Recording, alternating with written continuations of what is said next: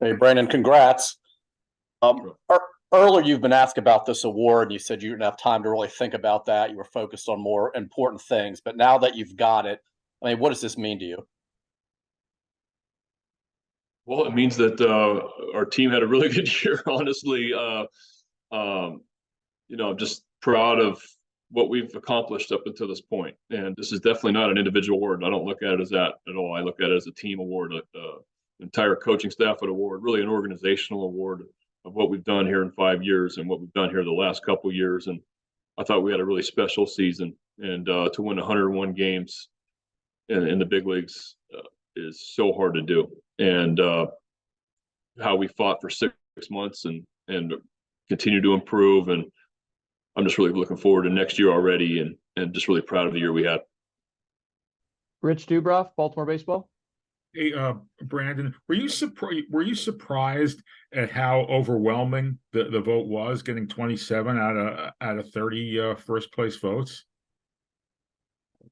I haven't even thought about it, Rich, to be honest with you. I'm not.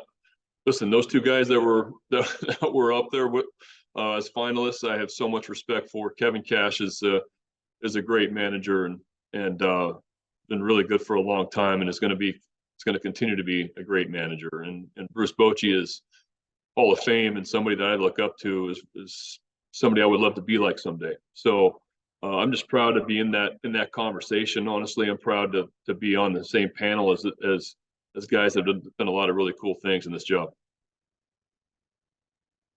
Jake Grill, MLB.com. Hey, Brandon, was there a point early this year when you realized just how special this team was and how special of a year this was going to be for you guys? Well, I thought the series, I knew we were a good club, and but I thought when we went into Tampa and won 3 out of 4, kind of the way we did, kind of looking back, for me, that was a little bit of the turning point for us, and how we won those games too, and won 3 close games. And I thought that gave our team a lot of confidence that we could go on the road against a first place club that had been quite a bit ahead of us early in the year, but go in and win 3 out of 4 on a really tough place to play that we have never played well since I've been here there, and to win 3 games there, for me, that was the turning point for us.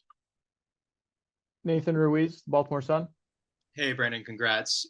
Was this season, this award, is it more satisfying because of what you went through on the front end of your tenure? Well, I think that's when you're during those years. I mean, you just didn't know.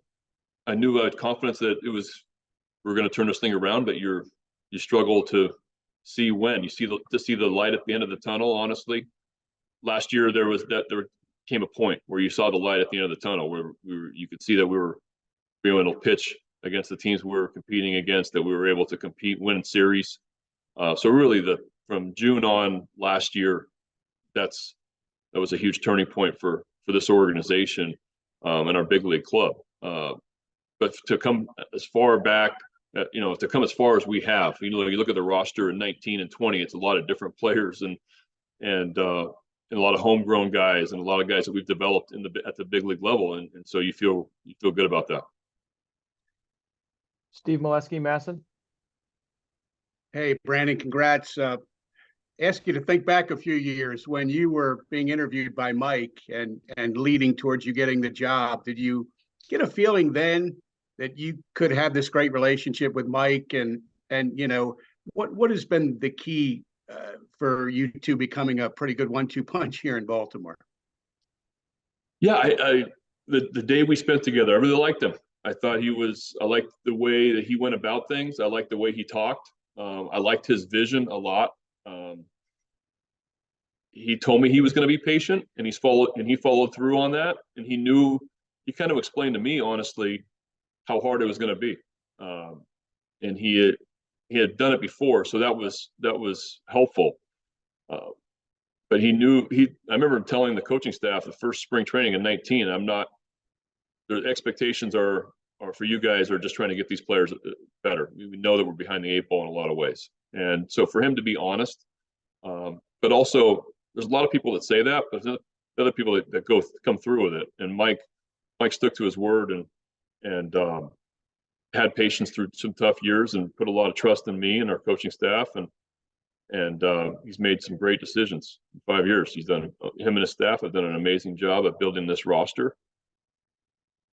You lose 110 games 2 years ago to win 101. That's making a lot of really good front office decisions. And so I've always enjoyed spending my time with Mike, and I look forward to continuing to do that.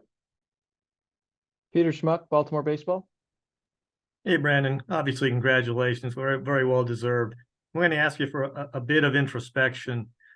Having come down this road from where you were when you walked in the door to where you are today, what managerial quality do you think was most important in getting you from there to here?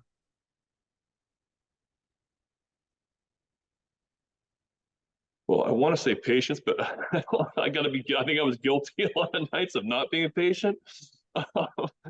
I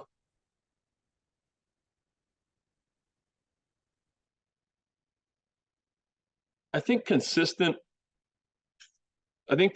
around the players. I think that's what I think I hid a lot of things from them in a good way. I feel like that I think they always have enjoyed the atmosphere we've created, and they've had a big part of that. But they've enjoyed the coaching staff. And I wanted them to know that I was always going to be okay, and that we were going to be consistent. We were eventually going to be good. I didn't want them to see me be up, two down. Now those times happen for sure, but I mean the guy that presented the award is really who I've learned that from the most. That how important consistency is, and how important honesty is, and with players, that's what players need and want. So I think my honesty with players and being consistent as possible. Valerie Preactor, WBAL. Congrats, Brandon. We saw the shot with you and all your girls being able to be there with you, besides Colton, of course. But take us behind the scenes of what you've had to sacrifice throughout your entire career to be not only the Orioles manager, but every other stop along the way, and how you've been able to share this now with your family, and how worth it's been to make those sacrifices. Yeah, I've had quite a few stops, and I've been away from home a lot. This is my first year as a coach, A-ball 2003. So 21 years of really being on the road. And there's a couple years where I got to manage at home in Jupiter, Florida, 1 year in the Florida State League, and I roved 1 year. But it's, they sacrifice more than I do. And, as my kids get a little bit older, and they have more sports, and like Colton's at basketball practice right now.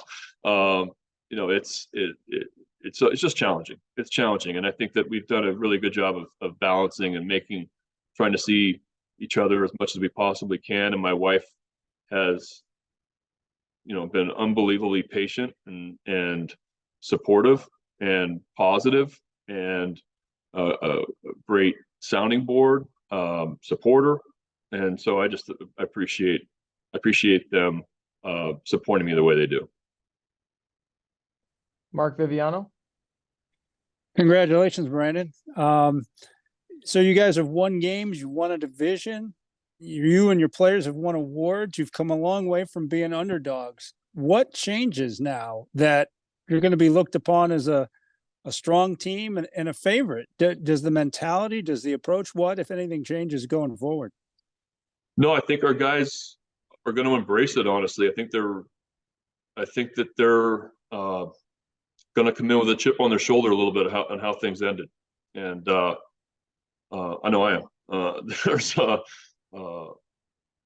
We're really proud of the regular season we had. We want to take that next step, and I think everybody getting the experience of what that felt like to end the season the way it did. I think it's gonna fuel a lot of our guys into next year. It's a tough game. The teams in our division are going to improve. I know there's going to be a little bit higher expectations for us, and I think our guys are going to really embrace it and enjoy the challenge. Dan Conley? Brandon, this time last year, you had a 31 win turnaround. You shepherded and you finished second in the manager year voting, which, many of us thought that you probably should have finished first. This year, you guys only improved by 18 games, not 31. So objectively, seriously, when you look at your job last year compared to this year, how different was it? And was this a better year for you as a manager, do you think?